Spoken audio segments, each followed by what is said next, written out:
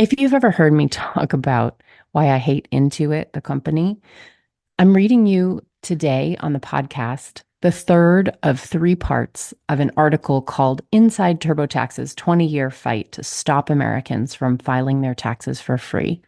This is part 3 of 3. If you missed the first 2 episodes, I recommend you go back in your podcast feed and listen to them in order.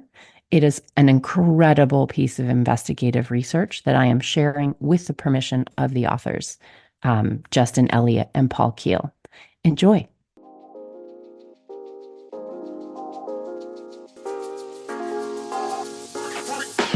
Welcome to the Sunlight Podcast. In this show, we're talking about taxes, money, and careers for self-employed people who have a big vision for changing the world with their work. I'm your host, Hannah Cole, artist, tax pro, and the founder of Sunlight Tax. If you're a creative or soul-centered entrepreneur or wellness practitioner who wants to grow your business sustainably, manage your taxes, and build a stash of fuck you money so you can control your time and have a bigger impact with your work, you are in the right place.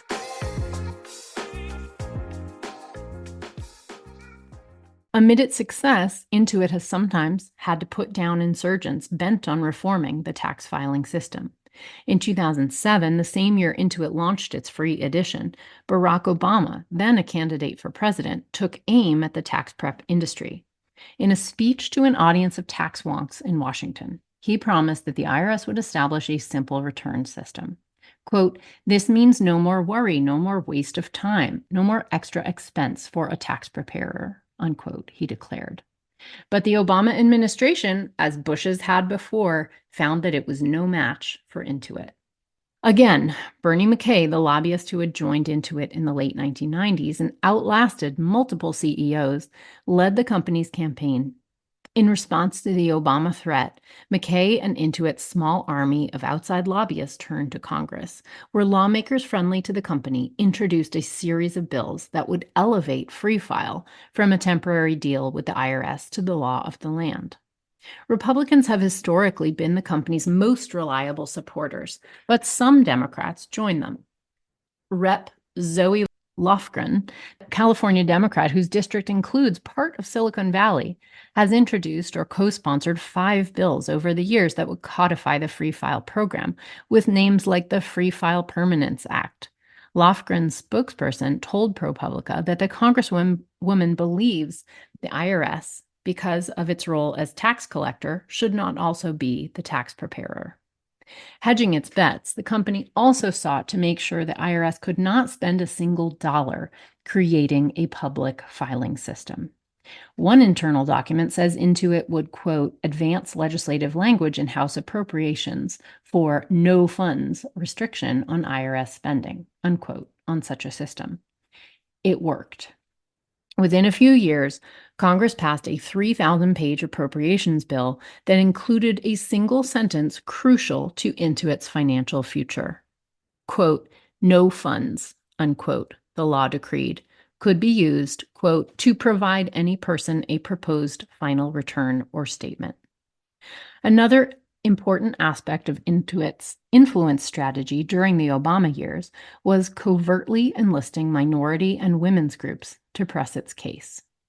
The internal 2014-2015 encroachment strategy document discloses plans to, quote, "leverage trade groups to support House Senate free file bills," unquote. It goes on to list the groups: Women's Impacting Public Policy, the Latino Coalition, and the National Black Chamber of Commerce. Intuit has given money to all of those groups over the years.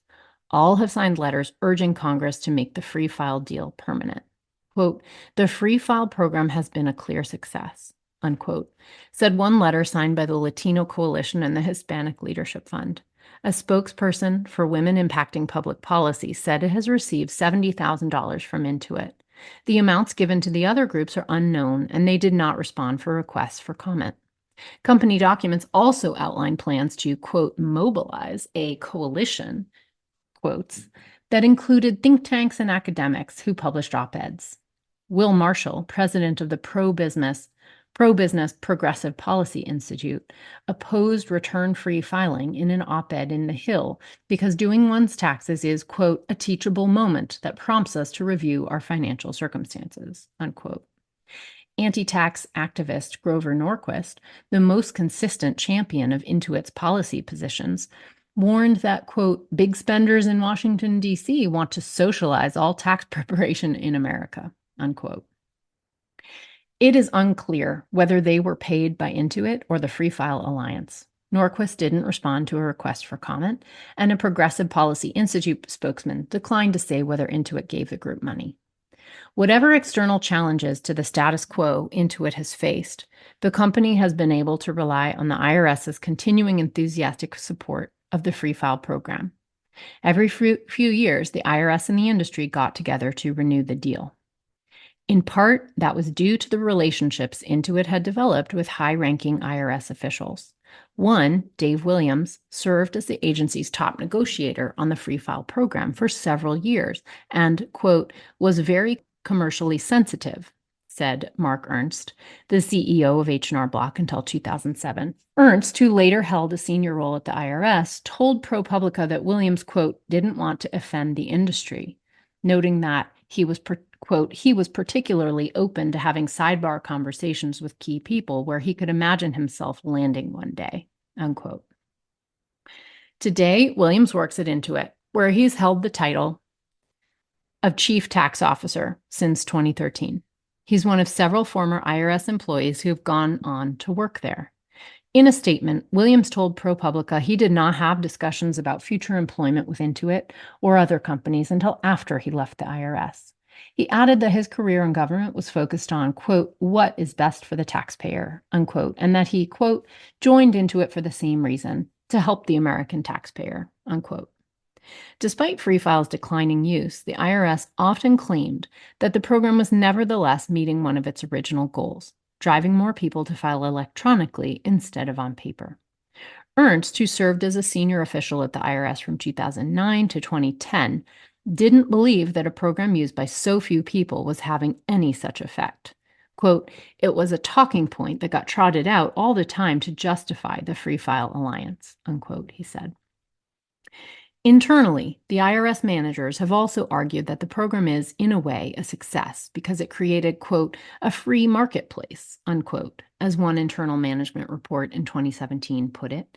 Apparently, customers weren't the only ones taken in by the word, quote, free.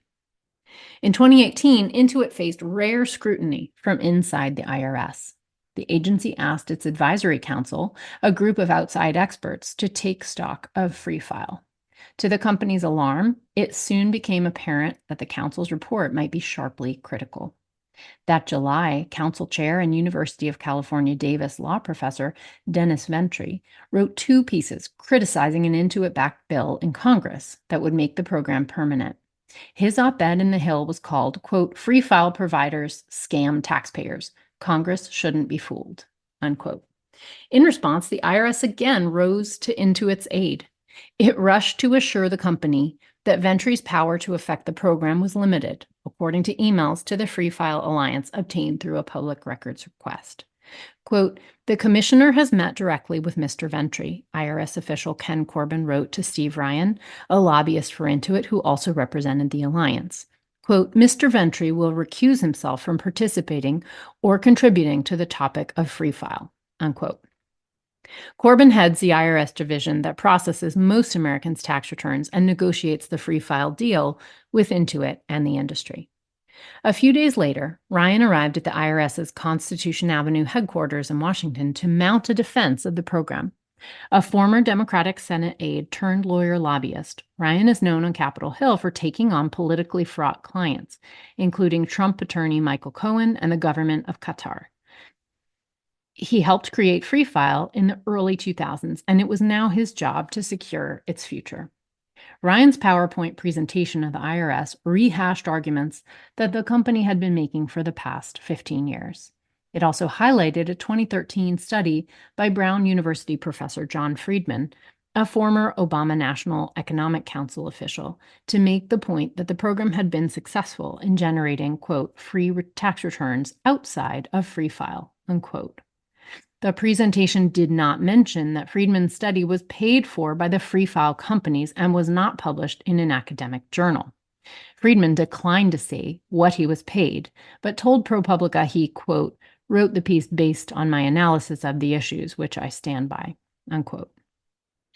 Ventry, who attended the meeting, got a call the next day alerting him that a California public records request had been filed for his emails. They were subject to such a request because he's an employee of a state university. It came from the Free File Alliance, as the New York Times later reported. The request, Ventry believes, was designed to, quote, freak me out. In early October, the council sent a version of its final report, which included a harsh appraisal of the Free File program, to the IRS to seek responses before releasing it publicly the following month. But in mid-October, just weeks before the report saw the light of day, the Free File Industry Group fired off an urgent request to meet with IRS officials. The goal was to re-sign and improve the Memorandum of Understanding that governed the Free File program, according to the emails. The current agreement wasn't expiring for another 2 years, but Ryan cited the, quote, time urgency to make changes that will benefit taxpayers, quote, in the coming tax season, adding, quote, I have not darkened your door in 2018 and need your attention to this opportunity, unquote. The IRS's Corbin signed the new deal on October 31st. 2 weeks later, the Advisory Council report was released with a damning indictment of the program. Quote, the IRS's deficient oversight and performance standards for their free file program put vulnerable taxpayers at risk, unquote, the report found. The expert body recommended that the IRS negotiate a series of new provisions designed to increase the use and oversight of the program, including mandating advertising by the companies. But it was too late. A new deal had already been signed with modest changes. As it had in the past, Intuit and the Alliance had effectively insulated the program from reform. Members of the council, Ventry said, were, quote, pissed off. A spokesman for the Free File Alliance said the group had pushed to renegotiate the deal in 2018 because of the looming 2020 presidential campaign. Quote, the reason for the timing of the extension of the agreement was the political season, he said. The group had not seen the report before its release, he added. In August, ProPublica sued the IRS to get more correspondence between the agency and Intuit's lobbyists. In response to our Freedom of Information Act requests, the agency has withheld over 100 pages. The case is ongoing. The new deal included rules that barred free file companies from offering extra products to the relatively small number of users who access the program. This makes it much more difficult to convert those users into paying customers. At around the same time, the industry took steps to make the program more difficult to find. Both Intuit and H&R Block added code to their free file websites that shielded them from search engines such as Google. The Intuit spokesman said the company increased paid search advertising for free file, quote, by nearly 80%, unquote, over the last year, and has data showing more people found the program through online search this year than last year, but he declined to provide specific figures. What is clear is that Intuit's business relies on keeping the use of free file low. The company has repeatedly declined to say how many of its paying customers are eligible for the program, which is currently open to anyone who makes under $66,000. But based on publicly available data and statements by Intuit executives, ProPublica estimates that roughly 15 million paying TurboTax customers could have filed for free if they found free file. That represents more than $1.5 billion in estimated revenue, or more than half the total that TurboTax generates. Those affected include retirees, students, people on disability, and minimum wage workers. Customers, meanwhile, remain confused by Intuit's myriad uses of, quote, free, and internal documents show the company knows it. Over just a 2-week period this past filing season, Intuit received nearly 7,000 TurboTax customer calls in which the phrase supposed to be free was uttered, according to a company analysis. One customer complained that Intuit charged him even though it says free, free, free on the commercial. The TurboTax representative responded, that ad has been the bane of my existence. Even as TurboTax's business thrived, 2019 has been a rocky year for Intuit's long-running war against government encroachment. In April, the company was close to finally succeeding in its long-held goal to make Free File permanent. A bill called the Taxpayer First Act was sailing towards almost unanimous approval in Congress.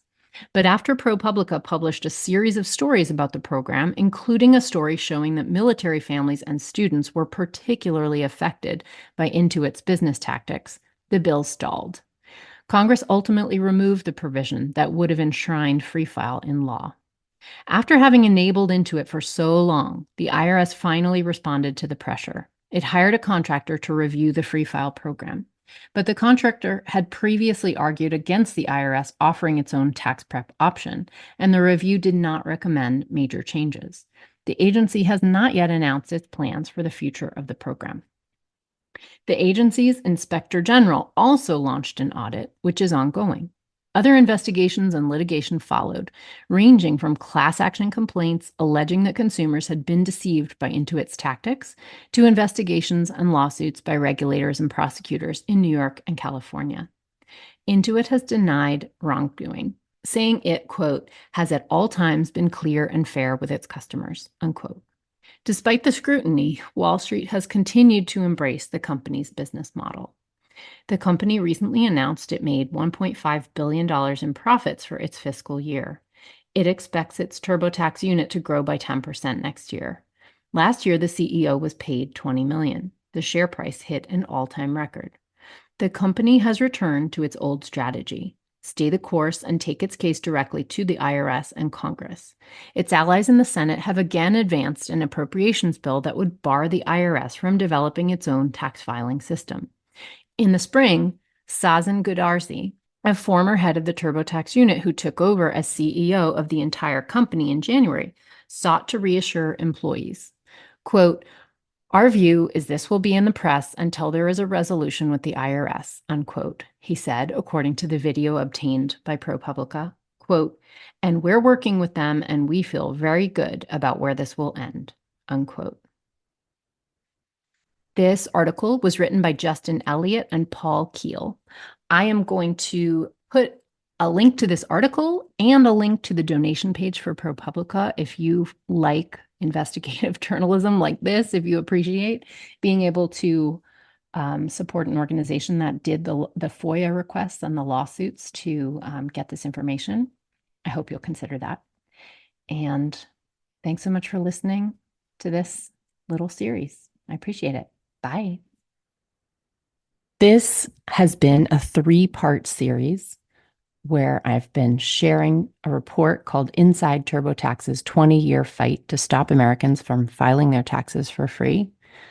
This is an article written by Justin Elliott and Paul Keel for ProPublica. It represents hours of their research, FOIA requests, even lawsuits. So if you appreciate investigative journalism like this, I have a link in the show notes where you can make a donation to ProPublica, and I highly recommend that you do.